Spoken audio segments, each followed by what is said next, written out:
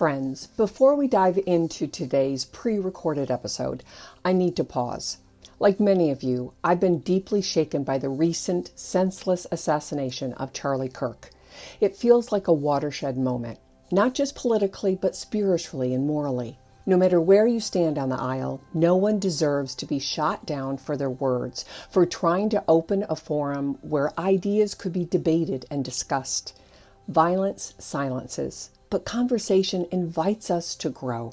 And so I want to say this up front. I know some of my listeners out there may not share my faith or even my perspective on Charlie Kirk. That's okay. My hope isn't to convince you. It's to invite you to consider, what virtues will you carry forward? What conversations will you open instead of closing down?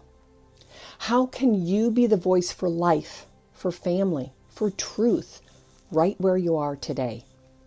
Charlie believed in nonviolence. He often reminded us that when life felt dark and overwhelming, we need to put down our phone, read scripture, hug our family, and remember what matters most. I didn't know Charlie personally, but his courage to speak openly, even when unpopular, stirred me to examine my own heart. For much of my life, I called myself a Catholic, but if I was honest, it was a quiet, lukewarm faith at best.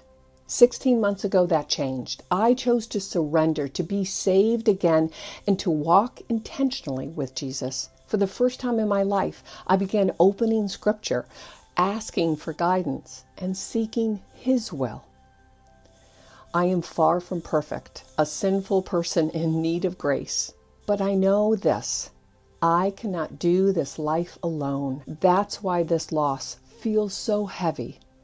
It forces each of us to look into our souls and ask, do we want this cycle of anger, cruelty, and division to continue? Or do we want something different? I remember Robert F. Kennedy sharing a story that when his brother died, he asked his mother whether the void of such a loss ever gets smaller. She said no. The hole never closes. But we can grow around it. We can take the best virtues of the one that we lost, weave them into our own character, and strengthen ourselves in their absence. That's how the ratio changes.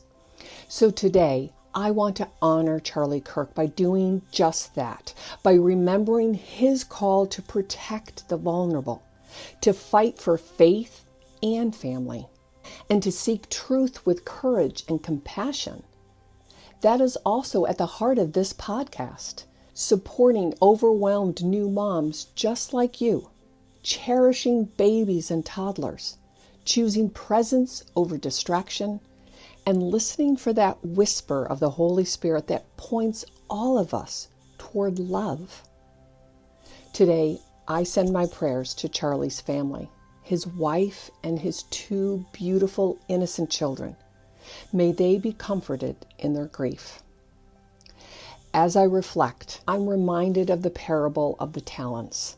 Jesus tells us that each of us is entrusted with something precious, and we are called to be faithful stewards of it. To multiply what we've been given, not bury it in the ground. Charlie used his voice, his courage, and his platform boldly. That was his stewardship. For me, in this season of my life, I believe my calling is clear: to pass down what I know, to guide and support new moms, and to help families raise healthy, happy, engaged children. For parents, that stewardship looks like embracing the role of nurturing your little ones.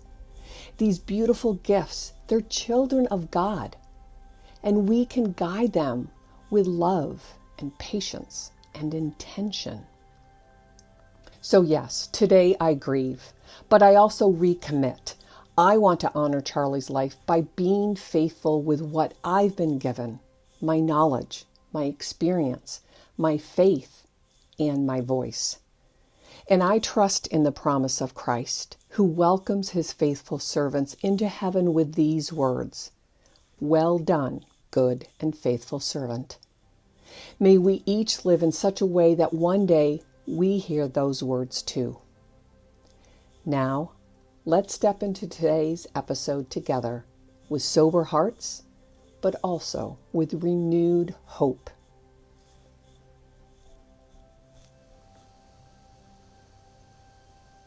If you have ever wondered whether you should keep your child home through kindergarten, or if you felt pressure to enroll him into preschool because they need socialization, this episode is for you. I'm Erin Hyer, a speech-language pathologist with more than 35 years of clinical practice, and I've worked with hundreds of families across the country, in Southern California, Vermont, and now here in Florida. I've watched the slow, almost invisible shift from those play-filled, nurturing early years at home to highly structured, institutionalized settings for younger and younger children. And if you've been listening to this podcast for any length of time, you already know what I believe and what I've taught for the past 3 years, that children develop communication, social-emotional skills, critical thinking, reasoning, and problem solving through everyday experiences. And those skills grow best in a one-to-one natural moment throughout the day with a responsive communication partner, usually mom. Those moments are where you get to model language, help them navigate big feelings, and encouraging their curiosity throughout the day, all in your natural flow of life. This is the way God designed development, not through rushing out the door each morning or wolfing down dinner just to move on to the big next task, but through steady, unhurried connection in your natural rhythm of your home.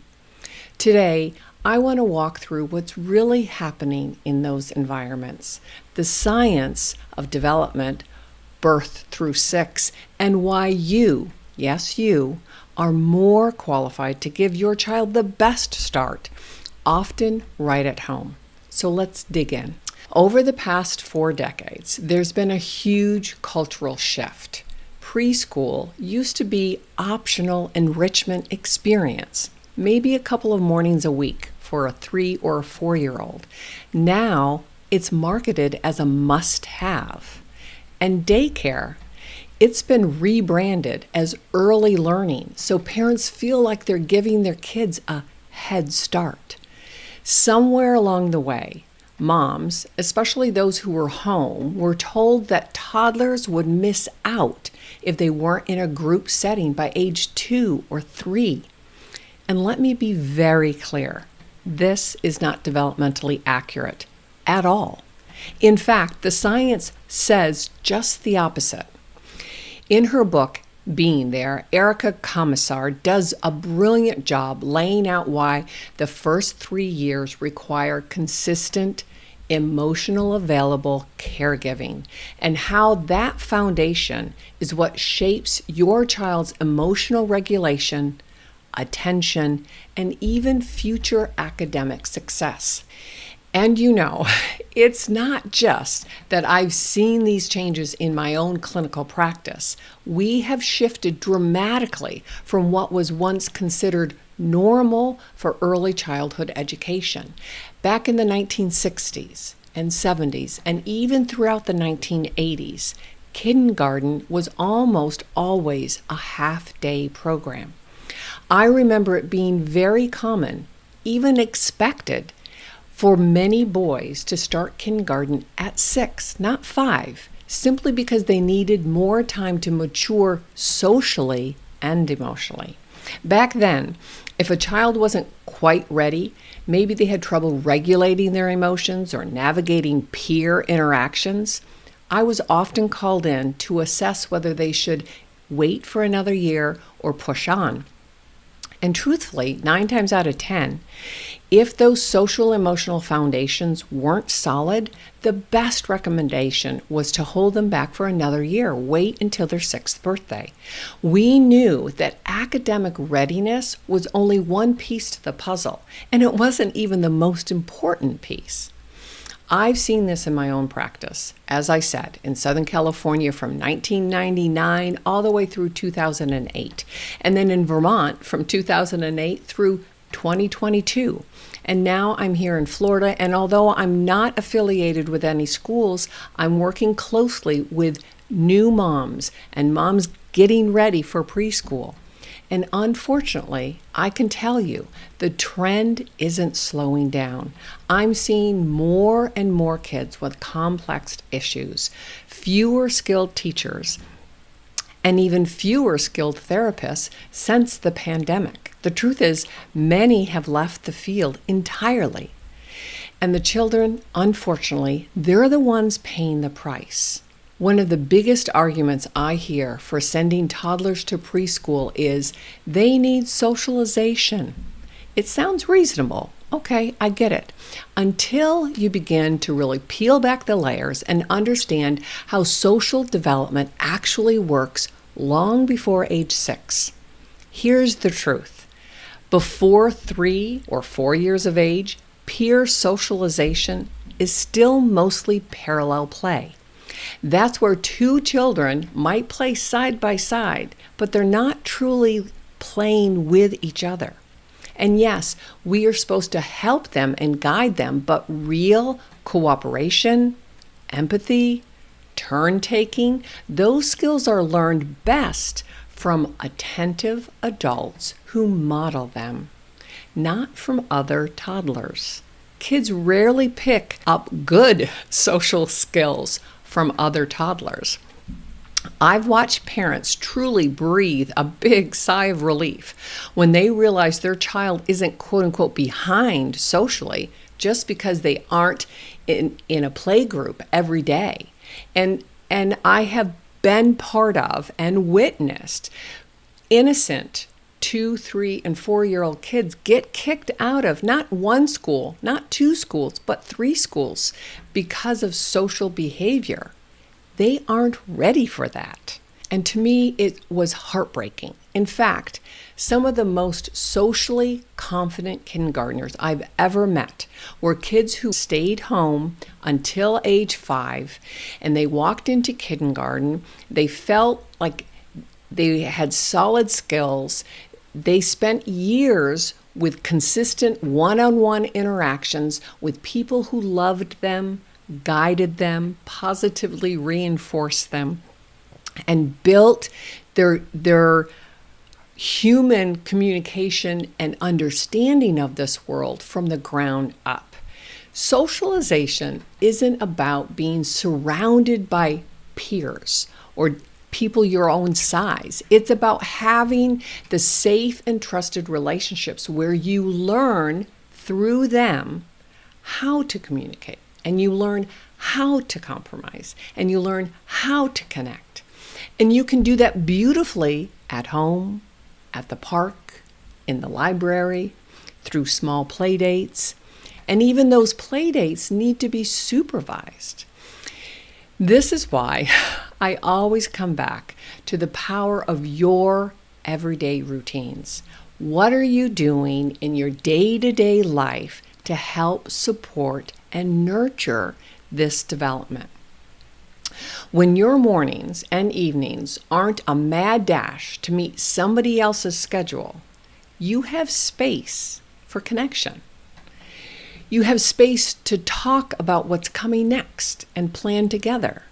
You can share silly moments at breakfast and extend it if that feels like the right thing to do. And you can read together anytime throughout the day, not just rushed at bedtime when everybody's tired. And I tell you, I've said this hundreds of times, reading at bedtime, it's a nice part of your ritual, but that's not pre-literacy. That's not learning. That's not even language-based richness. That's connection. That's beautiful. That's necessary. But you need a lot more of that sprinkled throughout your day.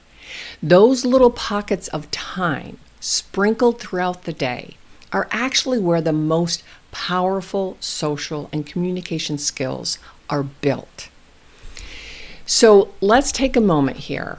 Let me give you a peek behind the curtain, because I've worked as a consultant and a direct educator in dozens of preschools and daycare settings, as I said, across many states.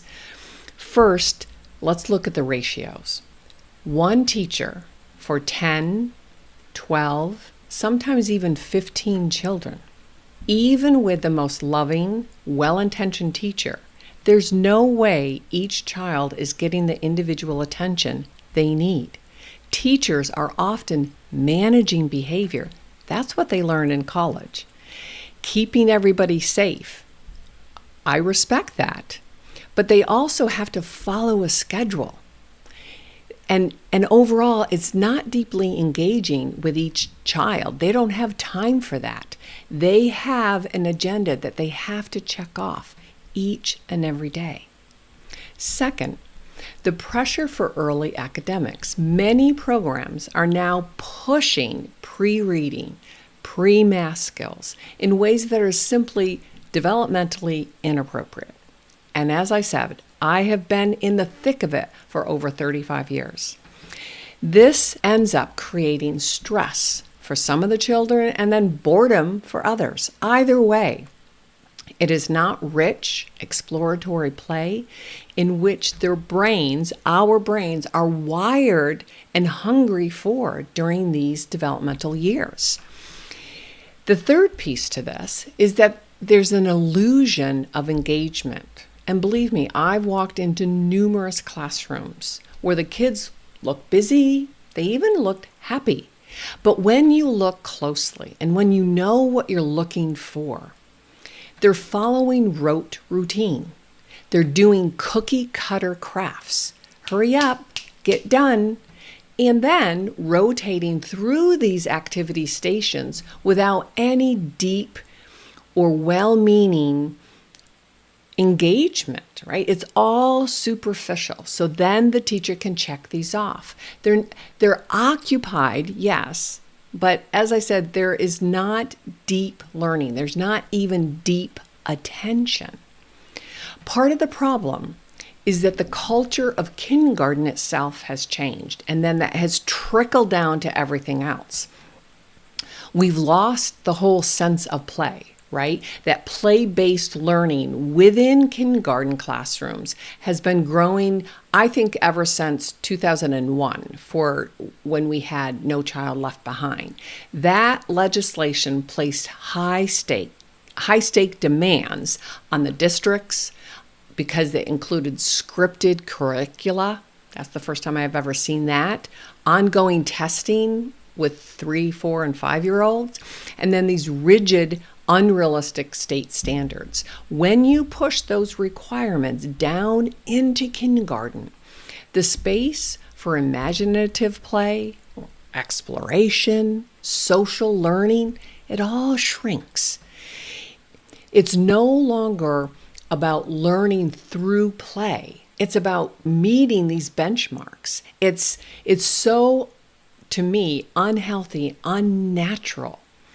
That shift started affecting children earlier and earlier because the shift keeps trickling down. First grade was pushed down to kindergarten. Kindergarten was pushed down to preschool, and preschool was pushed down to daycare. And, I'll be honest, are there exceptions? Sure. I've seen a few here, there, but it's mostly an individual teacher, not necessarily a full program. And, I can meet some remarkable adults who really mean well, and maybe they are blessed with less ratio, but not in recent years. And I do have to clarify that was always the exception, not the rule, not in these systems, these institutionalized organizations. I also look at that even in the best setting, there is no substitute for the unique connection between a parent and her child. And I know all family situations aren't perfect and ideal, but at the end of the day, that's what we've been designed to learn through our parents, to learn at home and prepare us for the outside world. So at this point, you might be shaking your head. You're saying, but I'm not a teacher. I know nothing about child development. I don't know how kids learn to learn. Let me tell you something very, very honestly.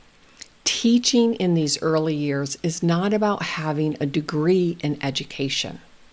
It's about modeling, demonstrating, as I said, through real life experiences, using language-based learning, guiding their behavior and shaping it in a natural, positive, reinforcing, gentle way, and then sharing real life moments in real time and doing it again and again and again. You already do this when you read a story, when you bake cookies, when you take a walk outside in nature, when you just chat with each other standing in the grocery line or checking things off on your shopping list. These are the real quote-unquote lessons of early childhood, and they are far more powerful than worksheets or structured group activities. Research consistently shows that responsive, engaged caregiving has more impact on a child's cognitive and emotional development than formal instruction before age 6.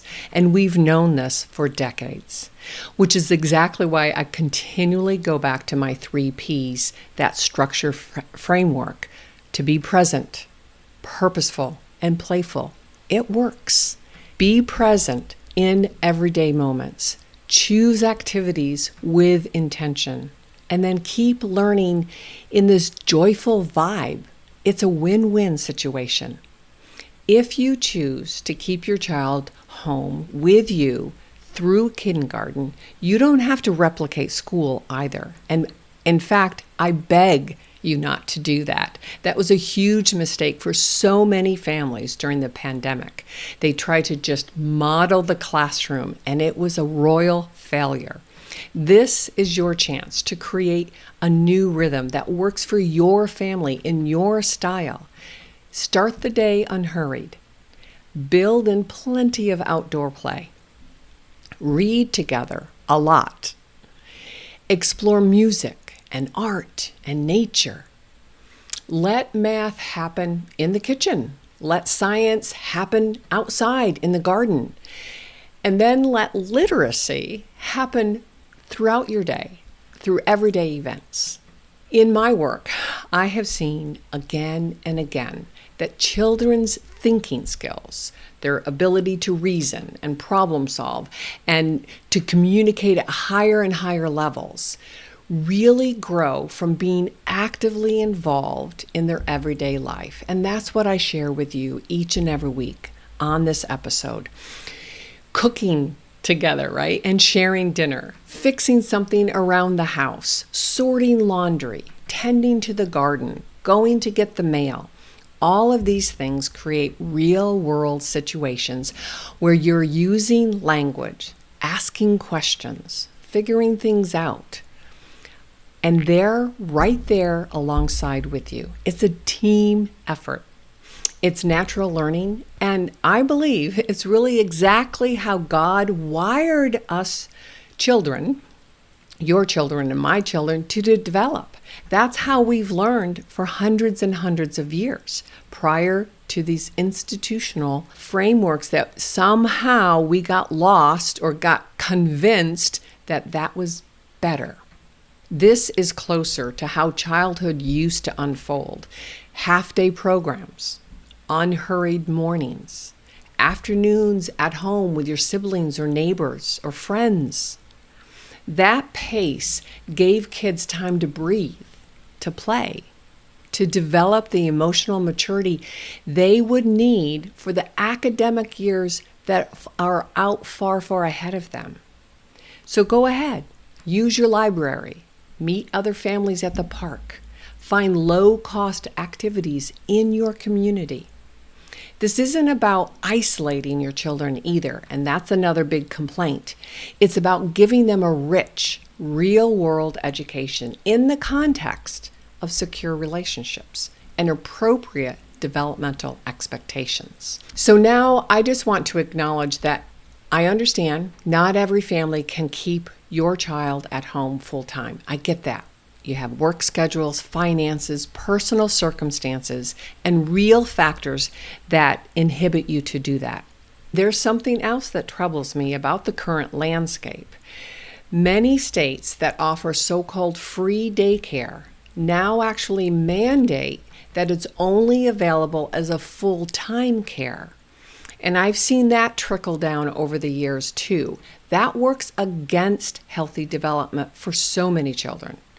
It also limits your ability, mom, to create a slower, more natural rhythm to your life, and it inhibits your ability for more intentional life practices, right? Not to mention that it stops a 2, 3, 4-year-old from easing into this big, overwhelming world of ours.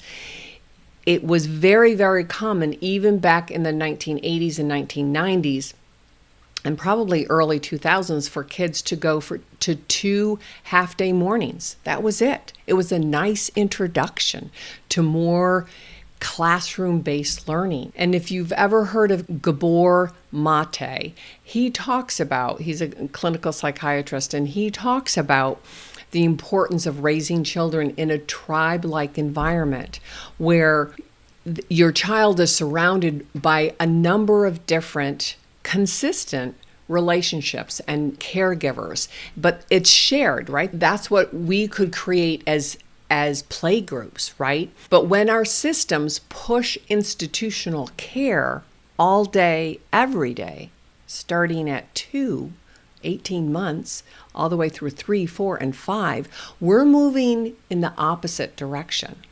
We're not thinking about what's truly in their best interest.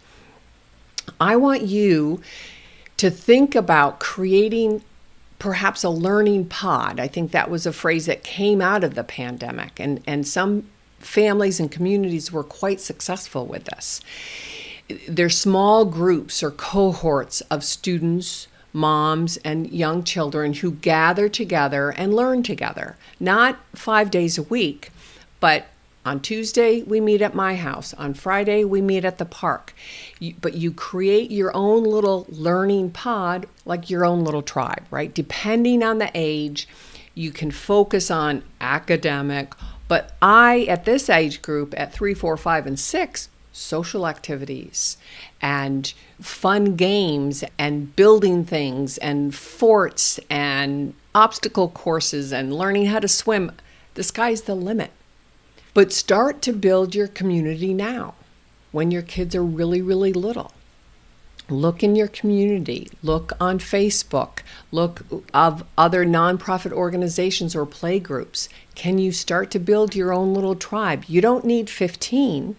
You need 2 or 3. But if you do need outside care, because as I said, I totally respect that some people aren't in that position, please do your best to look for small groups, a low ratio, and really meet with the caregivers and try to see how they interact with other children. Do they just supervise them and keep them safe, or are they really trying to build a relationship with them? And please, I know this is hard in this day and age, but walk away from any site that uses a TV as part of their program. I've seen that more and more and more over, I think, since the pandemic, and we've all kind of accepted more screen time. But ask how much time is spent outside. How do you handle conflicts with other children, right? A 2, 3, and 4-year-old are not good sharers, and they're not expected to be good sharers. But at home, you can guide them through that and navigate and give them practice. How do they handle that in their classroom? And it's really important to support first and foremost that emotional and social growth based in language. They understand things, and then their emotion matures with it through language. That's what language-based learning is all about. But hopefully, if you're able to keep your child home, I want to encourage you to do that. I want you to think about it. You are giving them something that's priceless. Your time, your presence, and the secure base from which the whole world then opens up to them. But they need that foundation first. The early years are about laying a solid base, not racing to the finish line. You and your child really are in it together, and you're the most important teacher they'll ever have, no matter what happens on the other side. Whether you homeschool through kindergarten or you simply hold off on all formal schooling, what matters most is that your child feels seen and safe and connected with you. And then anything's possible. The choice to keep your child home through kindergarten isn't just about avoiding negatives in those institutional settings. It's about embracing the positive of what you can provide at home. And it won't be perfect, and yes, it will be messy, but it'll be fun and enriching, and you will learn as much as they do. Ask any, homeschool mom on the other side. You'll have more time for conversations. You'll have more time to work through problem-solving skills. There'll be a bunch more hands-on experiences that really shape your child into the character that he was designed to be. Our children thrive when they are anchored in consistency and they know that they're building skills through a loving relationship. And when their days are calm and they feel connected and unhurried, anything's possible. That's how I believe. I believe in my heart of hearts. That's how we were designed to raise the next generation. And I believe also in my heart of hearts, it's still possible, even in today's fast-paced world, that there is a shift. And I know not everyone will be able to shift, but if you can, or if you're thinking about it, if you want to have this conversation, then please do. And before we close, I want to give you a little heads up. Next week on Talking Toddlers, we'll be outlining exactly what your toddler or your preschooler really needs at home with you, because I don't want to give you this big pep talk and get you to shift your mindset without giving you some tools. So I will outline what your little one, your 1, 2, 3, 4, and 5-year-old need long before school, long before formal reading ever enters the picture. You won't want to miss this, so come back next week. Thank you again for spending your precious time with me today, for being open to learning what's possible, and for showing up each and every day for your little ones. God bless you, and I'll see you in the next episode of Talking Toddlers.